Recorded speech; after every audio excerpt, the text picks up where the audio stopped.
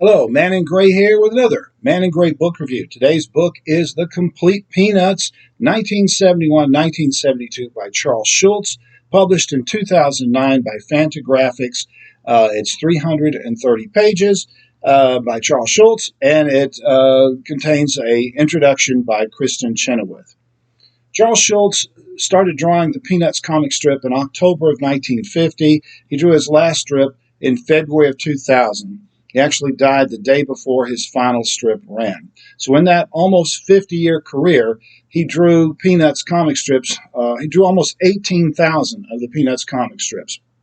And Schulz was kind of unique for cartoonists of that era in that he didn't have any assistants. He did the entire strip himself. He wrote the strip, he drew it, he inked in the dialogue, did the coloring, he did all of it. He did all of it by hand on paper. And he did that for nearly 50 years. And he was so obsessed with controlling.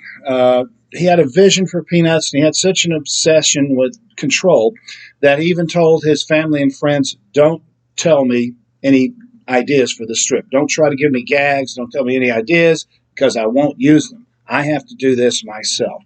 And so he really was kind of an obsessive when it came to doing everything on his strip. Now, the other school of thought of cartoonists is to do collaborations. Probably next to Peanuts during the 60s and 70s, probably the only real close rival to him was Dennis the Menace, Hank Ketcham's one-panel comic strip. Ketcham had the complete opposite idea. He hired a team of gag writers to help him come up with ideas for Dennis the Menace. And he would replace these gag writers every few years. And his idea was hiring writers to collaborate keeps the strip fresh and keeps the ideas new, and so you don't get stale and repeat yourself. And so there's something to be said for both causes. But Schulz, it was a one-man show. He wanted to do everything himself. The reason I picked this volume, let me back up for a second. After Schulz died in 2000, the Fantagraphics Book Publishing Company, it's a company that specializes in reprints of comic strips and graphic novels. They reached an agreement with the Schulz estate to publish the entire 50-year run of Peanuts comic strips in 25 volumes. These are all hardbacks. Most of them print two years of the strip, and they're all in black and white. They contain a brief biography of Schulz, an index, and a short introduction by someone who either knew Schulz or had some kind of connection to him or was influenced by him. The reason I chose this particular volume from 1971-1972 is I, like a lot of people, feel that Schulz reached his artistic and creative peak in about a 10-year period from around 1965 to 1975. The late 60s, early 70s. That was when Peanuts was actually not only at its artistic peak, that was when it was at its greatest commercial success. This is at the time when Peanuts was the most popular comic strip in the world. This is when Snoopy starts fighting the Red Baron. This is when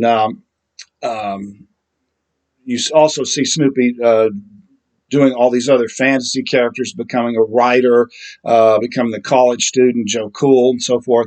This is when Peppermint Patty first appears, and then shortly after that, her sidekick, Marcy, who never seems to understand that Peppermint Patty's a girl. You also see Snoopy's sidekick, Woodstock, the little bird who can't fly straight, so forth. This is also the period where you see Franklin, the black character. He was one of the first, not the first, but one of the first black characters to appear regularly in a major commercial comic strip that ran nationwide. So Schulz was kind of at the advance of increasing diversity among comic strip characters. So all these things happened during this period. This is also a period when you start seeing the famous animated specials, most of them which are tied to holidays, the Christmas show, the Halloween show, and so forth. And it was also during this period that the Broadway show You're a Good Man, Charlie Brown opened. And to this day, that musical, which is based on some of the early Peanut strips, to this day, Your Good Man, Charlie Brown is one of the most performed musicals by high school and amateur theater groups.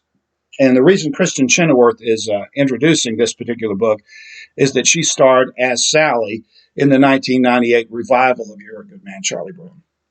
So this particular volume I like because it has one of my favorite storylines in it. It's the one where Charlie Brown goes to summer camp, and his bunkmate is a kid who we never find out his real name. His bunkmate sits in the tent the entire time facing the wall, and the only thing he says to Charlie Brown is, "Shut up and leave me alone." And Charlie Brown tries to introduce himself, and he says, "Shut up and leave me alone." He comes and tells him that it's time for the campfire songs. He says, "Shut up and leave me alone," and so forth. So the whole time he's at camp, he only gets "shut up and leave me alone." And then when he gets back from camp, he gets home, he writes a letter to his bunkmate. And a few weeks later, he gets a letter back from the bunkmate, and he opens up the letter, and the only thing it says is "shut up and leave me alone." So for some reason, that when I read that as a kid, because I read this when this came out, that just struck me as hilarious. And so, because we all know characters like that. This volume also introduces one of the last major characters to appear in Peanuts, Rerun, the little brother of Lucy and Linus Van Pelt, and his adventures learning how to walk and eventually ride in the back of his mother's bicycle. You never see the adults in these things, but the closest we get is when we see Rerun sitting in a little baby seat in the back of a bicycle, which apparently his mother's pedaling. So all those appear in this strip. If your only experience of Peanuts is watching the movies or the TV specials, I think you'd appreciate a lot more the depth of the characters by reading the actual comic strips. People don't realize today how revolutionary Peanuts was in the 1960s and 70s. It started out in the 1950s as just kind of a routine gag strip with little kids. There wasn't anything particularly special about it, which is why I don't recommend that you start with the early strips, because you'll be disappointed. They're not really that funny, and it wasn't terrible. Peanuts wasn't terrible in the 1950s. It just wasn't anything distinctive about it. It took Schulz almost 15 years to really, really develop the characters. And what's really set Peanuts apart at the time is the way he treated the emotions of these little kids. He was the first cartoonist to really show that little kids have the same kind of mental problems, the same emotions that adults have: loneliness, depression, despair, angst, unfulfilled love. One of the interesting things about Peanuts is that absolutely none of the characters in Peanuts has a happy relationship with somebody else. Lucy is in love with the pianist Schroeder, but Schroeder has contempt for her. Charlie Brown's in love with a little red-haired girl, but she doesn't even know he exists. Snoopy falls in love several times with different dogs, but it never works out. And even Linus is let down by the Great Pumpkin. Right, he never shows up. Always ends unhappily there. And Sally, the little girl Sally here, Charlie Brown's sister, is in love with Linus, but Linus considers her a pest. So there's a lot of unhappiness here, and that was really revolutionary for the time. Having little kid characters talk about how lonely they were and how sad they were and so forth. It was really, and Charlie Brown's the ultimate example. He's funny. We laugh at him, but at the same time, we identify with him. Every Valentine's Day, he sits by the mailbox waiting for a Valentine to come that never comes. He never wins a baseball game, and so forth. And yet we identify with him, and yet we realize the comedy involved in the strip as well. And of course, this strip went on to have a huge influence on a whole generation of cartoonists afterwards. Schulz was a very generous man. He helped out a lot of other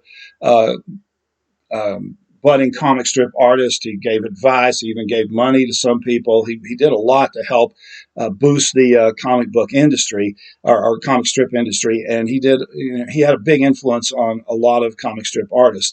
And you don't really get that unless you actually read these strips.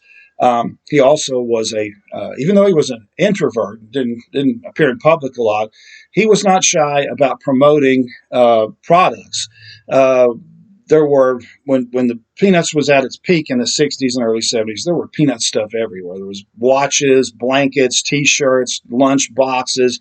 Of course, they even licensed the characters to appear in a long series of commercials for a life insurance company. So you saw all these characters all over the place.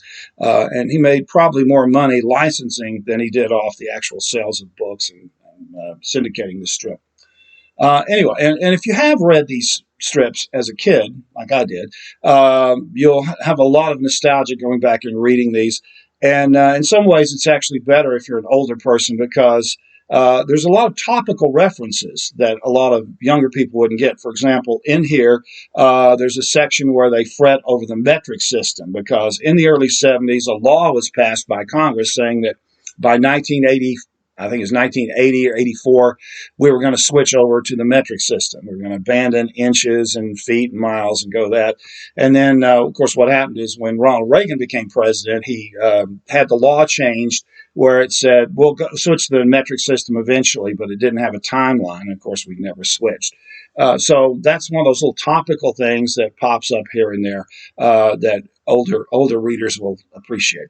The book is The Complete Peanuts, 1971-1972. The author is Charles Schulz, and this has been another Man in Gray book review. I'll see you again next time. Thanks for watching.